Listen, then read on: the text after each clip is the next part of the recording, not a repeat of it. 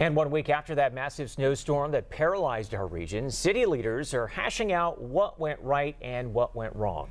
Well, I think our plan that we had, that this team came up with, we all worked together on, I think it was executed well. We had the contractors on standby. Joe monitored them. We got them all online.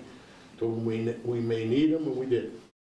Now, Chief Investigator Rick Earl went to the mayor's debriefing with Public Works employees, and he joins us now live in the studio. So, Rick, what did you learn?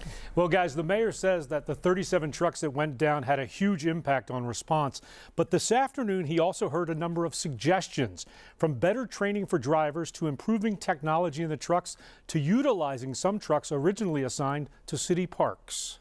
We still know that there's residents that need support on alleys, and I know you guys were working on a lot of those. Mayor Corey O'Connor leading a roundtable discussion with Public Works supervisors, looking for suggestions to improve snow response after that massive storm that crippled the city last weekend. We know a lot of drivers, we had heard, aren't trained, and how do we get them trained? Supervisors say for many drivers, this was the biggest storm they've seen, and they weren't properly trained. They plan to let them drive their routes this summer with plows, to make sure we actually have drivers that aren't scared to go up and down some of our hills in Pittsburgh. And I think, as you heard, that was a significant issue, that a lot of the drivers weren't properly trained for some of this, and that's what we have to do all summer. Among the other suggestions, improving technology in the trucks so drivers don't have to rely on paper maps, outfitting 20 parks trucks with plows and salt spreaders, and making sure the garage is open to get trucks fixed immediately, and using parking authority lots to get cars off the streets so plows can get through.